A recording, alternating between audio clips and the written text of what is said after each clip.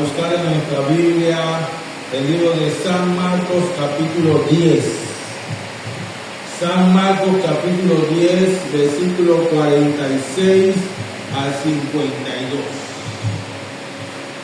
San Marcos capítulo 10, versículo 46 al 52.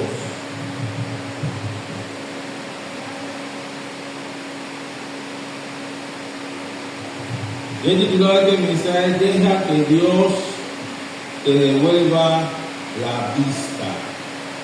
Deja que Dios te devuelva la vista. Gloria al Señor. Bendito Dios. San Marcos capítulo 10, versículo 46 al 52. ¿Se lo encontró en la puerta? Amén. Gloria al Señor. Dice la palabra de Dios en el nombre del Padre, del Hijo y del Espíritu Santo lo siguiente. Entonces vinieron a Jericó. Y al salir de Jericó, él y sus discípulos y una gran multitud, Bartimeo el ciego, hijo de Timeo, estaba sentado junto al camino, mendigando. Y oyendo que era Jesús Nazareno, comenzó a dar voces y a decir: Jesús, hijo de David, ten misericordia de mí. Y muchos le reprendían para que callase, pero él clamaba mucho más: Hijo de David, ten misericordia de mí. Entonces Jesús, deteniéndose, mandó llamarle. Y llamaron al ciego diciendo: ten confianza, levántate, te llamo. Él entonces, arrojando su capa, se levantó y vino a Jesús. Respondiendo Jesús le dijo: ¿qué quieres que te haga? Y el ciego le dijo: Maestro, que recobre la vista. Y Jesús le dijo: vete, y tu fe te ha salvado. Y enseguida recobró la vista y seguía a Jesús en el camino. Que el Señor añada bendición a su palabra. Pueden tomar asiento. El día miércoles, por un sentir del Espíritu Santo, que trajo a mi corazón y a mi mente, más a mi corazón, una idea. Porque el tema que iba a traer para esta semana estaba relacionado con el libro de Tito. Pero esa inspiración me llevó hacia la Semana Mayor, a la Semana Santa. Y en medio de la investigación, el sentir que tuve de parte de Dios me ubicó en la resurrección de Lázaro. Y yo me pregunté: ¿por qué en la resurrección de Lázaro? ¿Por qué no me llevó al Domingo de Ramos, que conocemos así, o la entrada triunfal, y todo lo que pasó Jesucristo en su vía crucis hasta terminar en el domingo de Pascua o el domingo de resurrección de lo que todos conocemos? Me preguntaba, así que le pregunté yo al Espíritu Santo por qué. Y pude observar en medio de la manifestación del Espíritu a mi mente, que me dio a entender que antes del domingo de Ramos o la entrada triunfal, Jesús había hecho algunos milagros que iban a despertar una gran parte del pueblo de Israel, que no se mencionaba mucho en el Antiguo Testamento. En pocas palabras, no fue mencionado en el Antiguo Testamento, pero en el Nuevo sí. Y eso me llamó la atención, porque cuando leía la resurrección de Lázaro, pude entonces observar, que tiene su Biblia abierta, pude observar en San Juan capítulo 11, versículo 54, que había un pueblo pequeño que Jesús fue después que resucitó a Lázaro, y que ese pueblo pequeño estaba al lado de un desierto y el pueblo se llamaba Efraín. Y yo decía, wow, yo he leído este pasaje y nunca había visto ese pueblo llamado Efraín. Me puse a buscar las razones de ese pueblo, y es que ese pueblo está entre Betania, donde se resucitó a Lázaro, y Jerusalén. Y ese pueblo también estaba conformado, o sea, dentro de ese pequeño pueblo estaba conformado una ciudad que se llamaba, un pueblo también llamado Berea, y el otro pueblo que se llamaba Jericó. Cuando yo escuché, digo yo, este es Jericó que Josué, aleluya, había destruido por orden de Dios, al cual él llamó anatema. Y que la historia refleja que a través de un hombre rico que ofreció a su primer hijo en construcción para la construcción de Jericó, y su último hijo para la terminación de Jericó, porque Josué había lanzado esa profecía. En pocas palabras, la profecía que lanzó Josué dijo que la persona que restaurara Jericó y tuviese hijo, su primer y su último hijo iban a morir por causa de esa restauración. Yo dije, esa historia me la sé. Voy a buscar ahora el Jericó en los tiempos de Jesús.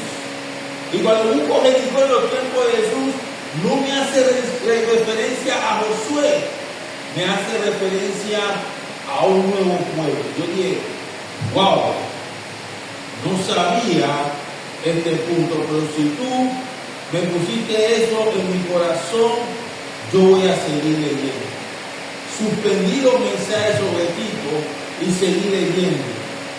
Y observé que entre Efraín y Jerusalén, como acabo de hacer referencia, entre Betania y Jerusalén estaba Efraín. Dentro de Efraín estaba Berea y Jericó. Pero en Berea hubieron dos milagros que eran interesantes. El primer milagro estaba relacionado con el hombre hidrópico, y el segundo milagro estaba relacionado con una mujer encorvada. El estudio que hice de Berea y de Jericó nos lleva a entender, o me dio a entender, que Jesucristo fue allá para, con esos tipos de milagros, deshacer de una vez por todas todo pensamiento sacerdotal que había en ese lugar, porque ese lugar de Efraín, Berea y Jericó era totalmente una región de sacerdotes. Yo decía, wow, Dios que es bueno. Porque cuando Jesucristo resucita a Lázaro, el pueblo de Betania era un pueblo que estaba compuesto, aleluya, de fariseos que no creían en la resurrección. Y Jesucristo fue allá y hizo ese milagro poderoso. O sea que todos los que estaban en Betania, dice la Biblia, que hubieron muchos que creyeron, y aún hasta sacerdotes. O sea que Jesucristo cambió el pensamiento de los saduceos que no creían por el pensamiento de la resurrección en Dios. ¿Cuántos dicen amén a eso? Y no solamente eso, hasta la misma hermana de Lázaro tenían ese pensamiento, y Jesucristo le dice, María o Marta, yo soy la resurrección y vida. Y una de las dos le dice, yo lo sé, porque sabemos que van a resucitar, pero van a resucitar en el día postrero. Y Jesús le dice, no, yo soy la resurrección. O sea, si fías la mirada de mí, te vas a dar cuenta que yo soy la resurrección. y se da ese milagro. Entre Betania y Jerusalén habían 6 días de diferencia. En estos 6 días Jesucristo hizo aproximadamente 4 milagros. Como dije hace rato, el primero era la sanación de un hombre iópico. Si nos vamos a espiritual, porque y le ofrecía a una persona que no sudaba, o sea, no botaba de su cuerpo agua.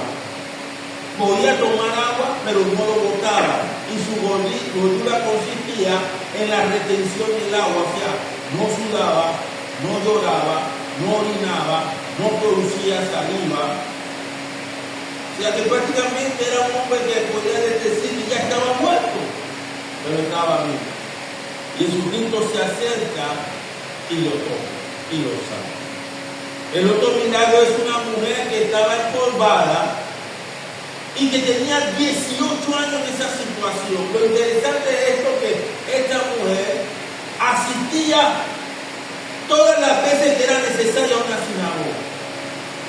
En un pueblo lleno de sacerdotes, se tenía que entender que el sacerdote tenía que sanar.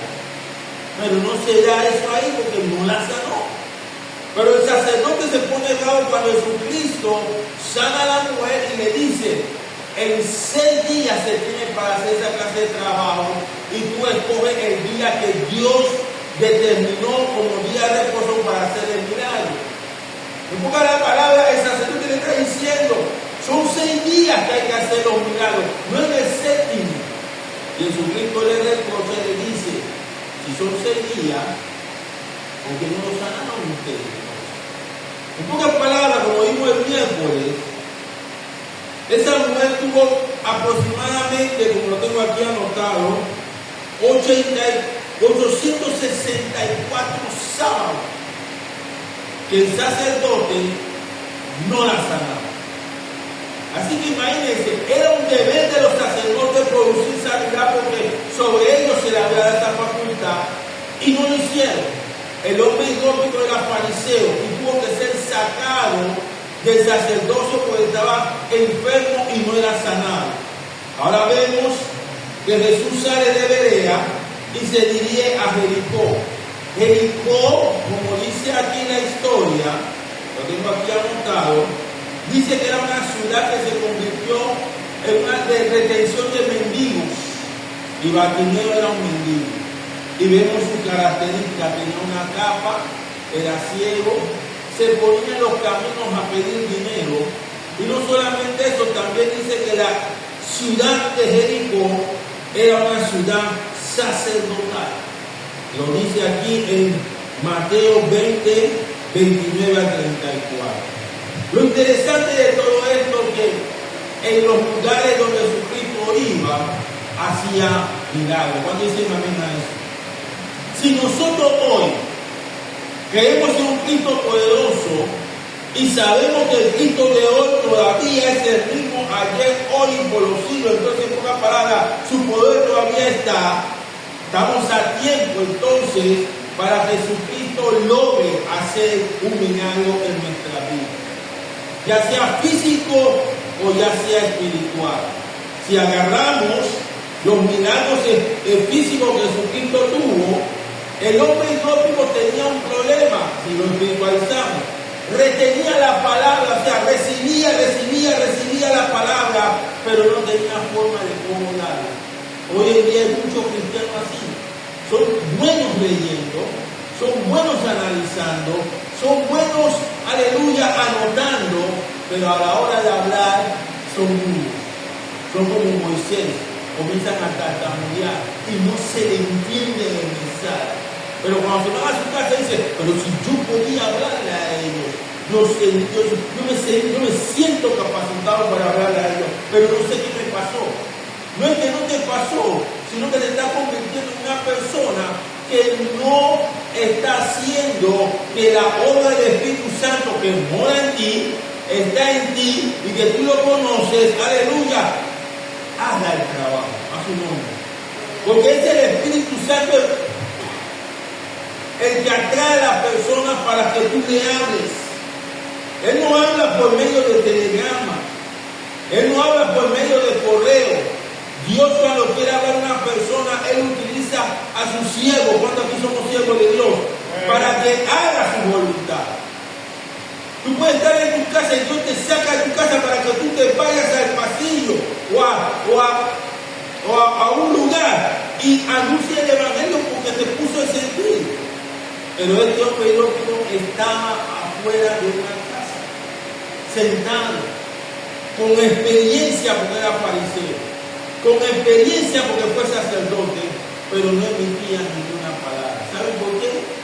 Porque cuando una persona no hace la voluntad de Dios, se convierte en un mudo espiritual. Yo te quiero soltar en esta noche, no te conviertas en un mudo espiritual. También estamos viendo aquí de la mujer engordada, 18 años.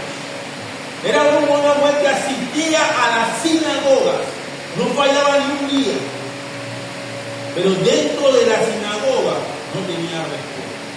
¿Y por qué no tenía respuesta?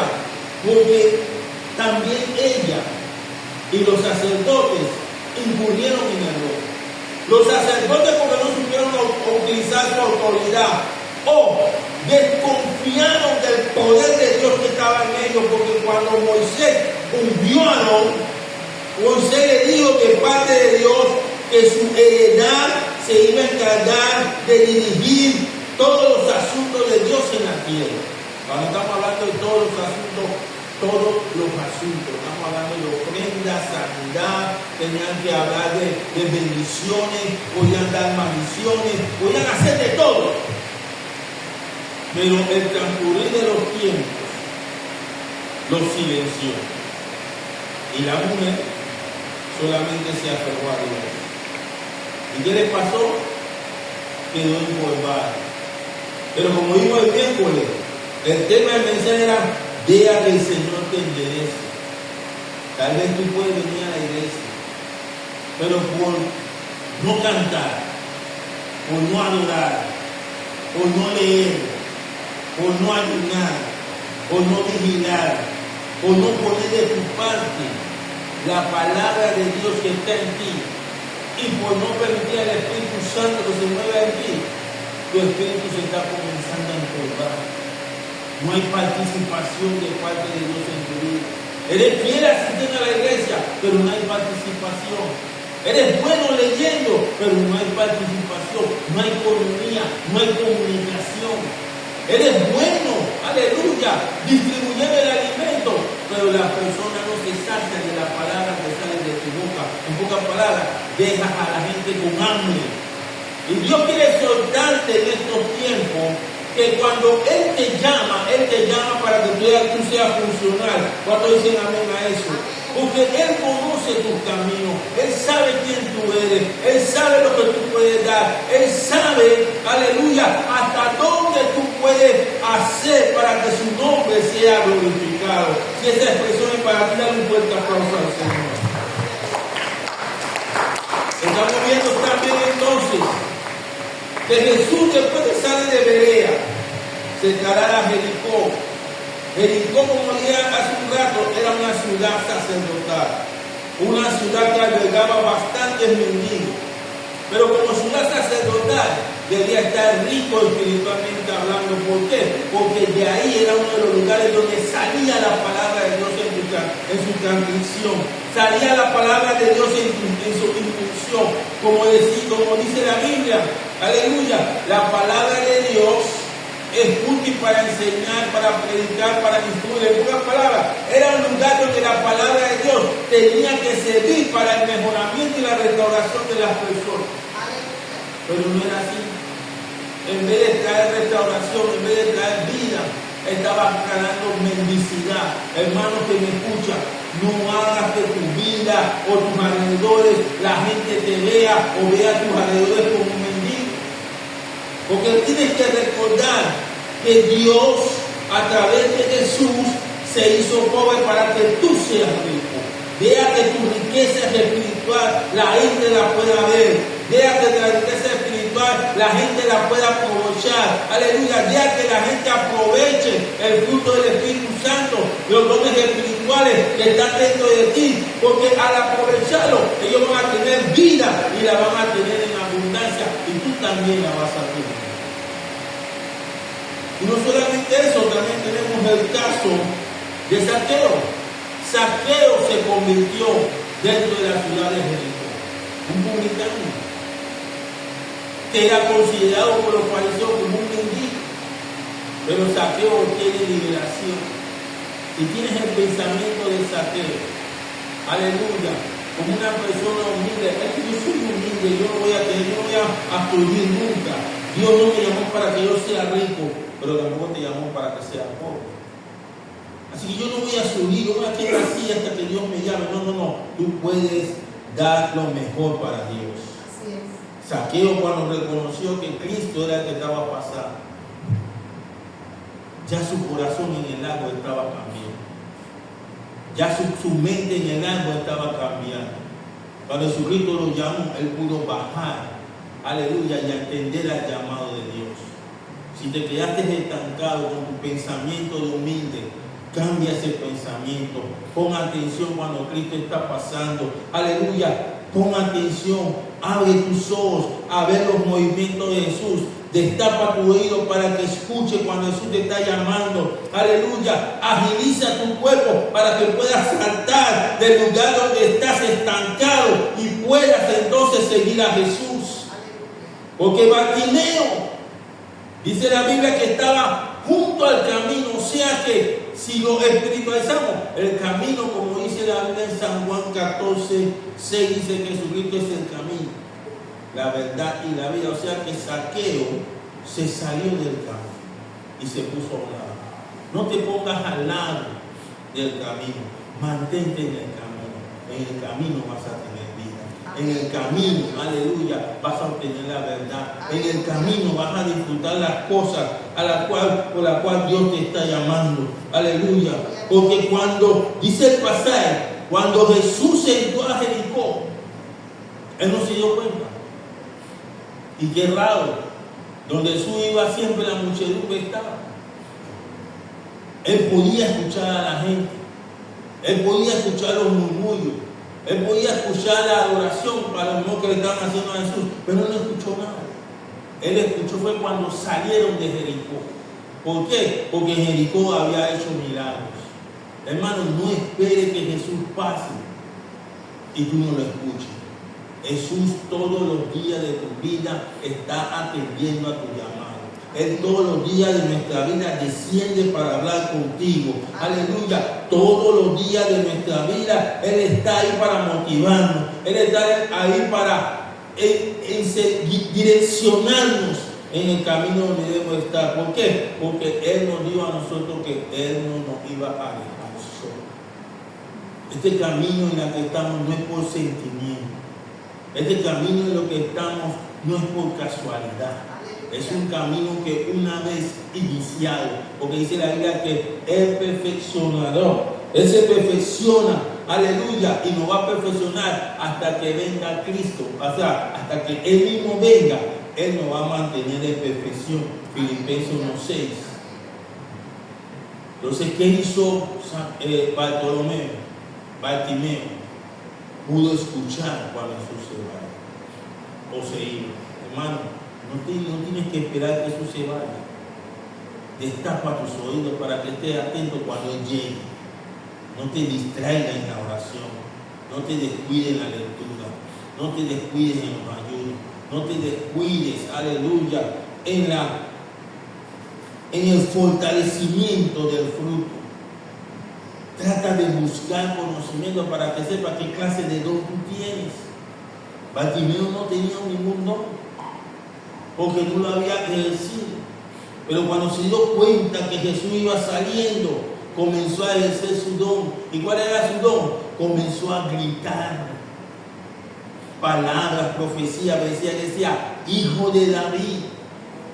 En otras palabras, el don de nosotros, la gran mayoría, consiste en anunciar el Evangelio, en ir a todo lugar y predicar el Evangelio a toda criatura. Hay que levantar la voz como Bartimeo. Levanta tu voz, no te quedes mudo. Háblale a la gente. Bartimeo hablaba y la gente decía, cállate, la gente te va a silenciar, la gente te va a querer callar, la gente te va a querer obstaculizar, pero si Dios te puso el sentir, háblale a la gente, aunque te enreden, háblale a la gente, aunque te confunda, háblale a la gente, aunque no te quieran entender y que te hagan la espalda, háblale a la gente, porque mientras que Bartimeo gritaba, Jesús, hijo de David, la gente le estaba dando la espalda. Nadie miraba hacia atrás. ¿Por qué? Porque no valías nada. Yo quiero decirte en el nombre de Jesús que tú vales algo. Dios te dio un título que tú tienes que poner en acción. Por eso te digo que tú eras hijo de Dios. Porque te atreviste a recibirlo en el momento, aleluya, que no tenía esperanza. Por eso me dice la Biblia en San Juan 1:12, mas a todos los que le recibieron, tú le recibiste. Creíste en Él y Él te dio entonces la facultad de que tú te llamaras hijo de Dios. Y no solamente eso, te ha dicho y te confirma en San Juan 1:16 que de su plenitud tomó todo y te lo dio a ti, pero no te dio cualquier cosa, te dio gracia sobre gracia. De las 3 gracias que hay en el cielo, tú tienes 2. Tienes la de Jesús y la del Espíritu Santo. Entonces puedes anunciar el Evangelio con poder. Puedes hablar de Dios. Puedes hablar de Jesús. Puedes hablar del Espíritu Santo. No sea un monótono. Abre la boca. Y cuando Jesús escuchaba, porque observen, no sé si ustedes le han puesto atención, Él clamaba y la gente se cayó. Y Él levantó la voz y la gente se cayó. Porque cuando tú abres la boca en el nombre de Jesús, la gente se calla, los demonios hacen silencio y el poder de Dios se manifiesta. Porque donde está la presencia de Dios, Satanás no puede estar. La gente que seguía a Jesús por interés se cayó. Y Jesús se volteó y lo mandó a llamar. Le dije, llámalo, tráelo acá, tráelo. Una ciudad llena de mendigos. Y Jesús lo mandó a llamar. ¿Por qué? Porque entre los mendigos fue el único que se levantó a anunciar las promesas que Dios le había dado al rey David. O sea que no era un ignorante, conocía también la palabra de Dios. Y como la conocía, la anunció. Y Jesús entonces lo manda a llamar. Y es ahí donde la gente se voltea, le llama al maestro. Cuando Bartimeo llega a Jesús, Jesús le pregunta. Jesús no tenía que preguntarle. Jesús tenía que sanarlo. Hermano, Jesús no te tiene que preguntar lo que tú tienes que hacer. Jesús nada más te tiene que tocar para que tú entiendas lo que tienes que hacer. Y Jesús le pregunta, ¿qué quieres que te haga? Y como Bartimeo estaba centrado, no pensó en oro, no pensó en plata, pero sí pensó en su sanidad. Pero ¿en cuál sanidad se centró Saqueo? Porque la pobreza es un espíritu de enfermedad, un espíritu de destrucción que no permite que nadie avanzara. Pero Bartimeo pidió recobrar la vista, porque él sabía que si él recobraba la vista, él iba a ser más mendigo. ¿Cuántos tienen eso? Hermano, deja de ser mendigo. Dile a Dios que te permita, aleluya, recobrar la vista. Dile que te permita ver lo que tus ojos no ven. Dile que te permita, aleluya, dar con las ideas, aleluya, que te van a motivar a que tus ojos puedan ver. Y si no entiendes, dile que te dé un ungüento de corillo para que pueda limpiar tus ojos y tus ojos sean claros. Porque el corillo era la medicina que se usaba en esos tiempos para que los ojos no se resequen. Gloria al Señor.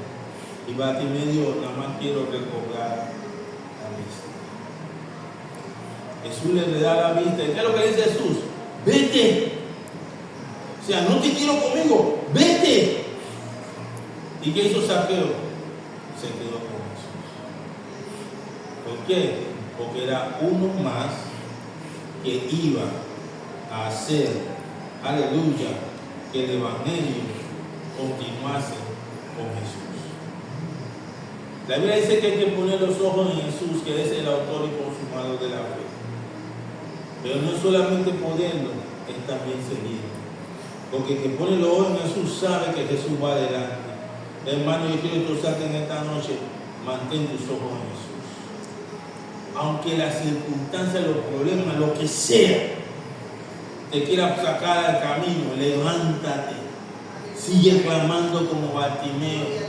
Sigue gritando como Bartimeo. La Biblia dice, clama a mí, yo te responderé. Sigue gritando, sigue clamando, que Dios te va a responder. Él no te va a dejar solo. Tú eres una piedra preciosa en las manos de Dios. Tú fuiste tallado para hacer bendición. Aleluya, santo, bendito Dios. Y como decía el miércoles, para cerrar, una historieta o un hecho que le pasó al pastor Satirio Dos Santos. Él es brasileño y un pastor que tenía bastante fe. Él viajó a un lugar porque Dios le había puesto en su corazón comprar un terreno para abrir una iglesia.